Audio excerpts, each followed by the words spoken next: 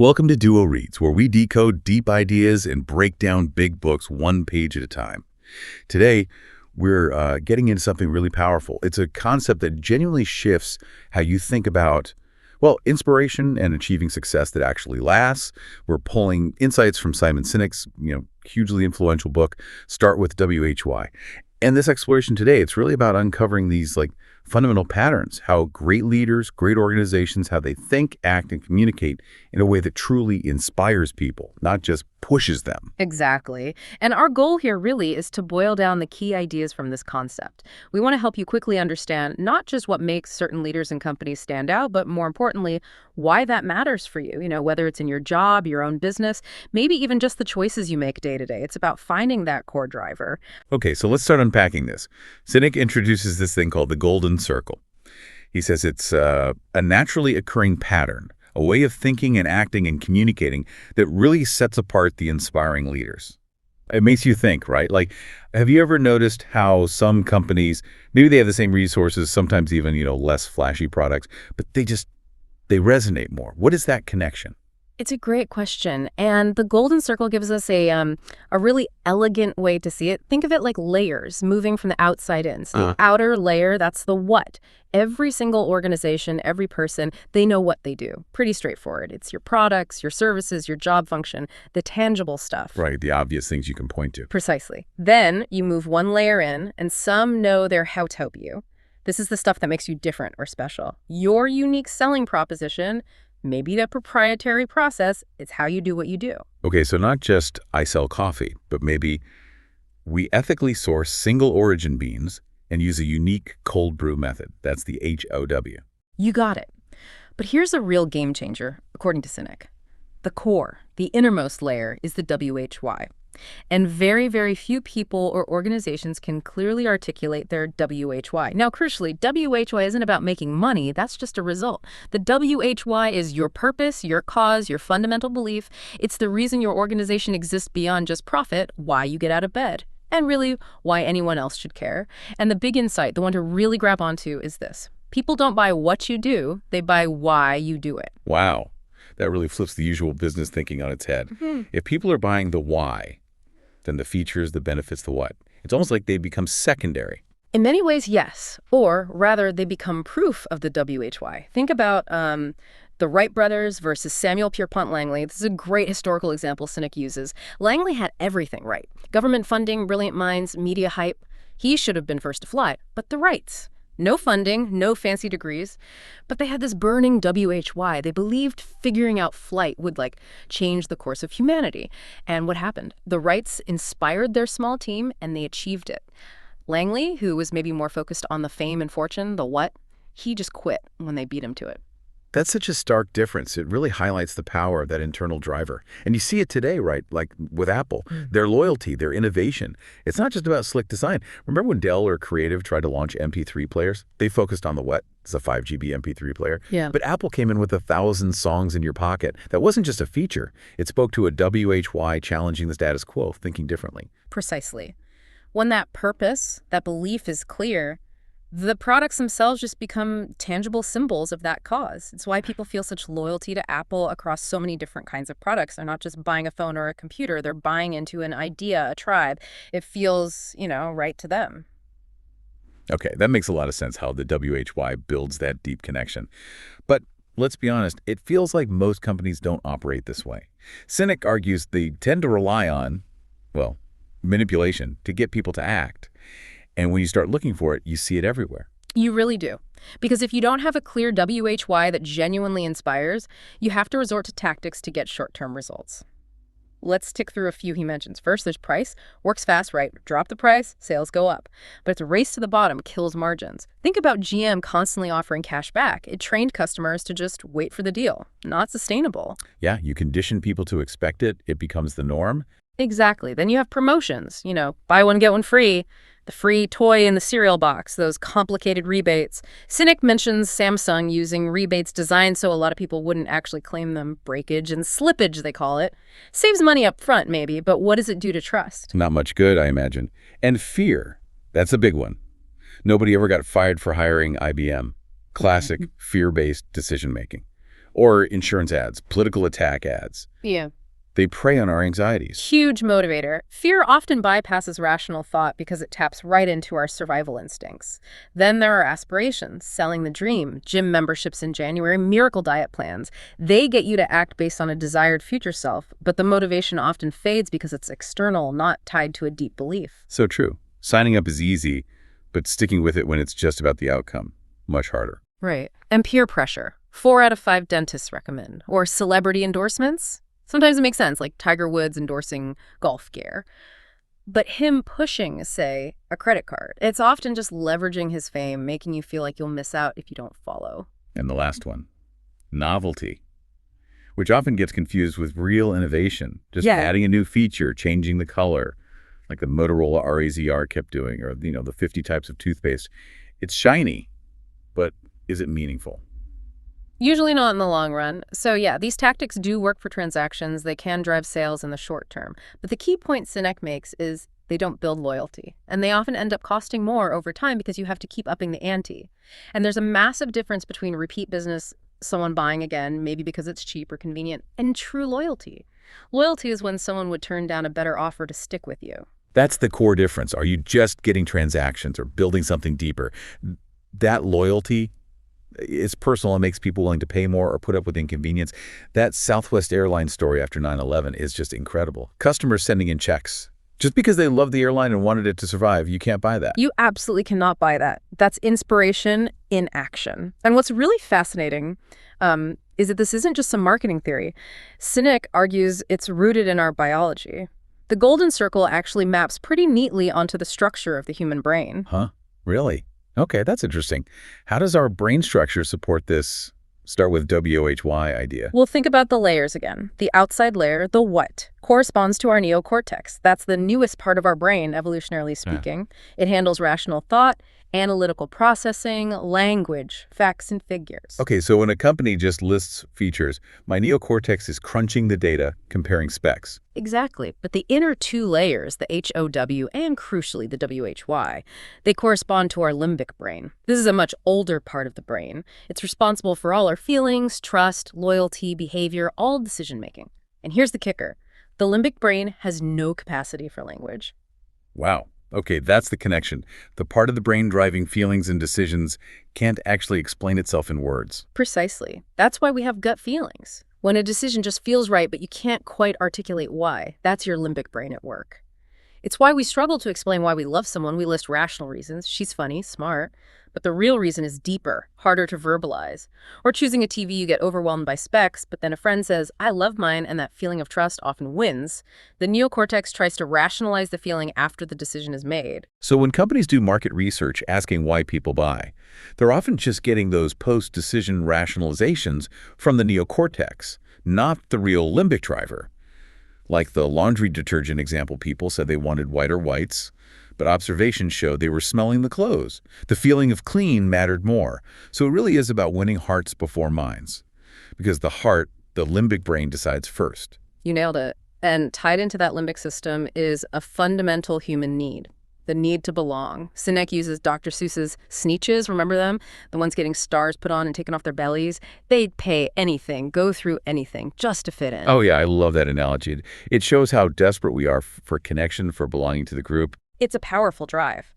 So when a company clearly communicates its WHY, and you resonate with that belief, you're drawn to them. Not necessarily because their product is objectively the best, but because they become symbols of your values, your identity. That's why people get Harley-Davidson tattoos. It's more than a motorcycle. It's a statement about who they are.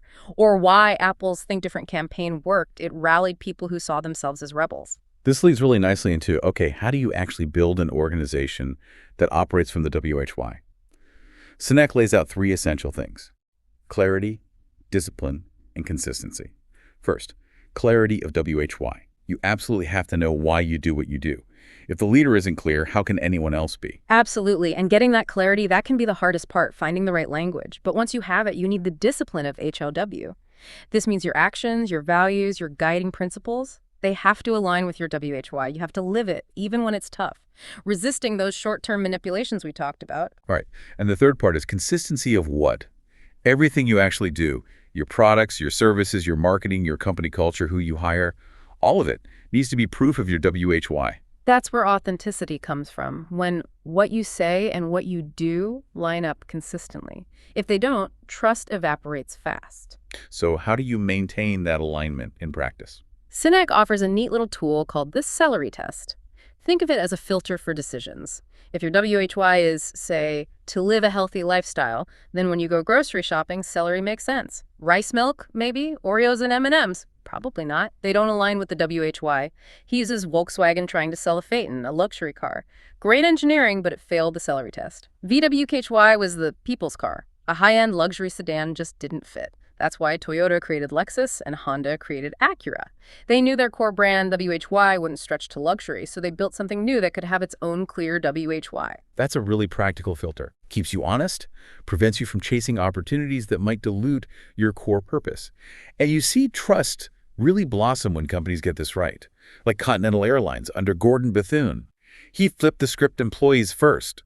His logic: happy employees lead to happy customers lead to happy shareholders. Simple, but radical. He got rid of the executive floor security, empowered people, built a real sense of family, and it worked.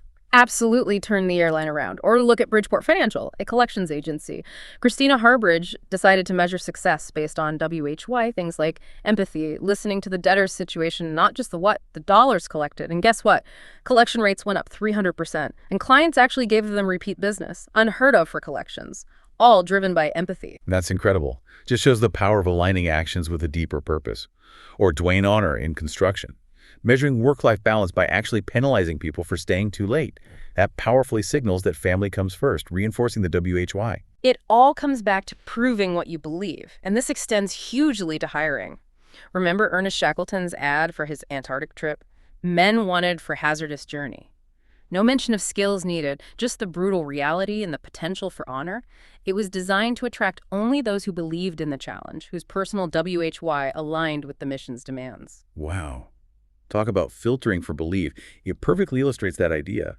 Don't hire skilled people and try to motivate them. Hire already motivated people and inspire them by connecting them to the WHY. Exactly. And this often requires a partnership. You need the WHY types, the visionaries, the dreamers, like Walt Disney. But you also need the HIW types, the practical builders who can make the vision real, like Walt's brother, Roy Disney, a vision without the structure to execute it. Well, it often just stays a dream. You need both passion and process. Okay, but here's the challenge, Sinek points out. Success itself can be dangerous. He talks about when WHY goes fuzzy, calls it the split. It sounds like organizations start strong, driven by that founder's WHY, but as they grow, they start focusing more on the metrics, the what, and the HYW, and lose touch with the original inspiration. What happens then? Yeah, that's a huge pitfall. The consequences can be pretty severe. Look at Walmart after Sam Walton passed away.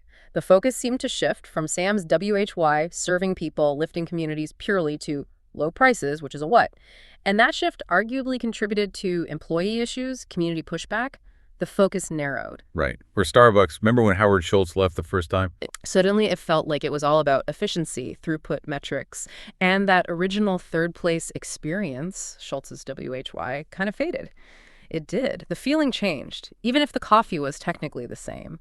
And, maybe Microsoft, after Bill Gates stepped back from day-to-day, still massively successful, obviously, but that initial driving WHY felt less tangible without him personifying it daily.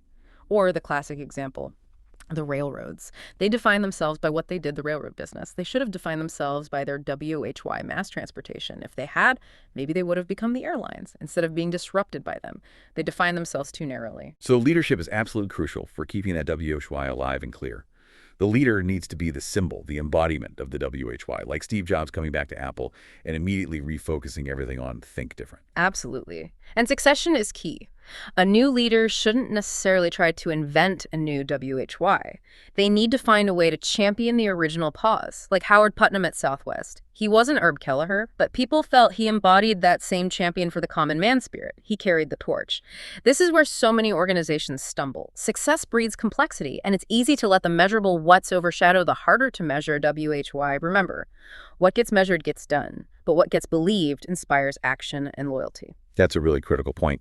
And this ties into another idea. Sinek brings in the law of diffusion of innovations from Everett Rogers. It's about how ideas and products spread through a population. Right. It breaks people down based on how quickly they adopt new things. You've got the innovators, tiny group, 2.5%, then early adopters, about 13.5%, then big chunks, early majority, late majority, and finally the laggards. The key insight for spreading an idea, for reaching mass market success, hitting that tipping point, is you have to win over those first two groups first. The innovators and early adopters, that first 15–18%. Okay, why them specifically? What's special about that first 15–18%? Because they're different. They rely more on their intuition, their gut feeling, they're comfortable taking risks. They'll pay a premium or put up with imperfection if they believe in the idea, if the WHY resonates with them. They don't need it to be perfect or have mass approval yet. They buy the dream. Ah, okay. So you don't market to the masses first. You start with the believers. Yeah. Sinek points to TiVo as a major miss here, right? They had this revolutionary product. Totally. But they marketed what it did. Pause live TV, skip commercials to everyone, the mass market. They should have focused on why someone would want that, the feeling of control, taking charge of their media consumption, and targeted the early adopters who craved that kind of disruption. They skipped the crucial first step and never really crossed the chasm. So the lesson is, don't try to sell to everyone. Find the people who believe what you believe. Start there. Exactly. Those believers become your champions, your loyal customers, your dedicated employees, your evangelists. They spread the word for you. And the leader's role is central here. They have to give people something to believe in. Sinek uses the powerful example of Martin Luther King Jr.